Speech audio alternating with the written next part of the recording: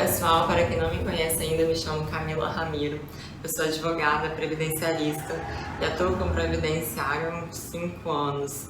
E hoje eu queria bater um papo com vocês sobre a aposentadoria dos professores. A aposentadoria por tempo de contribuição dos professores, ela está prevista no artigo 201, parágrafo 8º da Constituição Federal, e ela possui alguns requisitos que são diferentes da aposentadoria por tempo de contribuição comum. A gente vai falar sobre isso um pouquinho mais na frente. Mas antes de iniciar, de aprofundar nesse tema, queria deixar algumas especificações para vocês. Essa aposentadoria por tempo de contribuição do professor, ela é destinada apenas para os professores que exercem suas atividades, né? O tempo de contribuição tem que ser exclusivo no magistério e as atividades devem ser a rede de ensino infantil, fundamental e médio. Por quê? Desde a emenda constitucional número 20 de 98, os professores universitários foram excluídos dessa aposentadoria diferenciada para os professores. É importante a gente destacar também que o STF já analisou sobre os parâmetros das atividades equiparadas aos professores. E daí ficou estabelecido que considera-se atividade equiparada ao professor, que também faz jus à aposentadoria por tempo de contribuição do professor, aqueles professores que exercem atividade de coordenação, assessoramento e direção de unidade escolar. Apenas esses três, ok? Quanto ao cargo de especialista em educação, o STF já manifestou o entendimento de que eles não são equiparados a professores, portanto, eles não fazem jus a essa modalidade de aposentadoria. Agora vamos conversar um pouco sobre os requisitos de concessão da aposentadoria por tempo de contribuição dos professores. Para ficar assim de uma maneira didática, fácil de vocês entenderem, eu vou dividir agora esse momento da aula em dois: o momento anterior à reforma da Previdência e o momento posterior à reforma da Previdência. E como era a aposentadoria dos professores antes da emenda constitucional 103 de 2019? Primeiro, assim como todos os demais segurados da Previdência Social, eles faziam jus à aposentadoria por idade, que são os requisitos: a idade mínima de 60 anos para mulher, 65 anos para homem e o tempo de carência de 180 contribuições mensais. Essa aposentadoria não é específica para os professores, ela é uma aposentadoria normal concedida para todos os segurados da Previdência. Quanto à aposentadoria específica para os professores, na verdade é a aposentadoria por tempo de contribuição, mas ela tem a redução de 5 anos no tempo de contribuição para os professores. Daí que os requisitos são: homens, 30 anos de tempo de contribuição, mulheres, 25 anos de tempo de contribuição. A sistemática de cálculo dessa aposentadoria era da seguinte forma: fazia-se a média aritmética simples das contribuições de julho de 94, né, que é o plano real, até o mês anterior de entrada no requerimento da aposentadoria na via administrativa. Fazia-se a média dos 80% maiores de salários de contribuição e chegava-se ao valor do salário-benefício. Havia uma discussão acerca da aplicação da incidência do fator previdenciário na aposentadoria por tempo de contribuição dos professores. Mais recentemente, o STF julgou a ADI 22.111 e entendeu pela constitucionalidade do fator do previdenciário para os professores, de tal forma então que ele está sendo aplicado, ele estava sendo aplicado e continua sendo aplicado nessa aposentadoria. Agora vamos falar sobre a aposentadoria dos professores após a reforma da Previdência, ou seja, para aqueles que implementaram o direito ao benefício após 13 de 11 de 2019. Assim, gente, sobre a reforma da Previdência, só abrindo um parênteses, lógico que ela trouxe algumas alterações de requisitos e tudo mais, mas a principal mudança que a emenda constitucional 103 trouxe para os segurados foi na questão de forma de cálculo de benefícios. E aí, quando a gente vai calcular o valor da aposentadoria, os requisitos, a gente tem que levar muito em consideração o cálculo do valor, de forma que existem agora diversas regras de transições, algumas com os requisitos próprios para os professores, outras não, mas a gente tem que analisar o contexto em geral. Gente, que é importante nós destacarmos também que a aposentadoria por tempo de contribuição do professor, ela é exclusiva para aqueles que exerceram atividades no magistério ou aquelas atividades equiparadas do STF. Professor que exerceu atividade fora do magistério não vai utilizar esse tempo de contribuição para fins de concessão de aposentadoria para os professores, ok? Então, assim, por que eu estou falando isso só agora?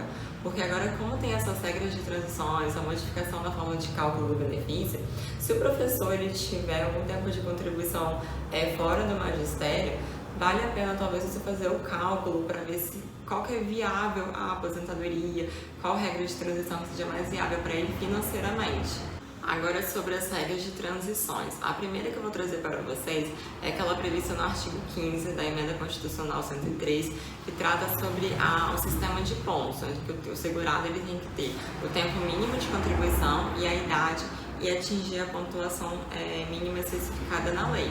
No caso dos professores, tem a redução também de 5 anos no tempo de contribuição, de modo que as mulheres devem ter 25 anos de tempo de contribuição e os homens 30 anos de tempo de contribuição. Daí que somando esse tempo com a idade, eles devem bater a pontuação mínima. Mulheres 81 pontos e homens 91 pontos, sendo que a pontuação máxima de mulheres 92 pontos e homens 100 pontos. O cálculo da renda mensal dessa regra de transição, enquanto não houver lei regulamentando, vai ser observado o artigo 26 da Emenda Constitucional, que trata que a média vai ser feita de 100% do salário de contribuição de julho de 94 até o mês anterior da entrada na via administrativa, do requerimento na via administrativa, e vai ser aplicado um coeficiente de cálculo de 60% na média, sendo que para os homens aumenta-se 2% a cada 20 anos de tempo de contribuição. No caso das mulheres, a progressão ela conta-se a partir dos 15 anos de tempo de contribuição, daí aumentando-se também 2% a cada ano contribuído. Outra regra de transição que existe está prevista no artigo 16 da Emenda Constitucional 103, que trata sobre a idade mínima e o tempo de contribuição. Nesse caso também tem a redução de 5 anos para os professores, de modo que para os homens o tempo de contribuição é de 30 anos e das mulheres 25 anos. Entretanto, os homens que implementaram o direito ao benefício até 31 de 12 de 2019 deveriam ter idade mínima de 56 anos e as mulheres de 51 anos de idade. A partir do dia 1º de janeiro de 2020, são acrescidos 6 meses a cada ano, de modo que as mulheres chegam ao máximo de 57 anos de idade e os homens 60 anos de idade. Quanto ao cálculo da renda mensal dessa regra de transição, também ainda não foi editada regulamentando, de forma que o cálculo é feito a média aritmética sempre de 100% do salário de contribuição, aplicando-se o coeficiente de 60%, acrescendo 2% a cada ano de contribuição que exceder 20 anos para homens e 15 anos para as mulheres. Outra regra de transição da Emenda Constitucional está no artigo 17, que é aquela do pedágio mínimo, de forma que faz jus a essa regra quem faltava 2 anos para se aposentar tem que cumprir esse pedágio de 50%. Lembrando que nessa regra não existe distinção para os professores, de forma que o homem ele tem que atingir o tempo de contribuição mínimo de 35 anos mais o pedágio, a mulher de 30 anos mais o pedágio. O cálculo da renda mensal dessa regra de transição existe uma outra peculiaridade ainda, porque a Emenda Constitucional não tratou a forma que seria e ainda fez remissão ao artigo 29 da Lei 8.213. Então, assim, entende-se o seguinte, que vai ser feita a média dos salários de contribuição dos 80% maiores salários de contribuição de julho de 94 em diante e aplique-se ainda o fator previdenciário. Então, assim, no caso dos mais jovens, essa regra de transição ela pode reduzir muito o valor do benefício por conta do fator previdenciário. Outra regra de transição que a reforma da Previdência trouxe está prevista no artigo 18 da Emenda Constitucional 103 e ela veio justamente para beneficiar aqueles segurados que pretendiam se aposentar por idade, de forma que os requisitos dessa regra para aposentação: homens, a idade mínima é de 65 anos, mulheres, 60 anos de idade e para ambos os sexos tem que ter 15 anos de contribuição. Destaque-se ainda que nessa regra de transição, as mulheres que não implementarem esses requisitos até 31 de dezembro de 2019, a idade ela será acrescida de 6 meses até atingir o máximo de 62 anos em 2023. No cálculo dessa renda mensal do benefício também obedece ao regulamento do artigo 26 da emenda, o coeficiente de cálculo de 60%. Por último, uma regra de transição que também pode ser aplicada para os professores é aquela do pedágio de 100% que está prevista no artigo 20 da emenda constitucional. No caso dessa regra de transição, exige-se a idade mínima de 55 anos para homens, 52 anos para as mulheres, 30 anos de contribuição para homens, 25 anos de tempo de contribuição para mulheres, mais o pedágio de 100% do tempo que faltava para eles atingirem esse tempo de contribuição antes da entrada em vigor da reforma da Previdência. Já o cálculo dessa regra de transição, ela pode ser uma das mais vantajosas, porque é feita a média de 100% do salário de benefício e não tem esse coeficiente de cálculo que tem nas outras regras de transições.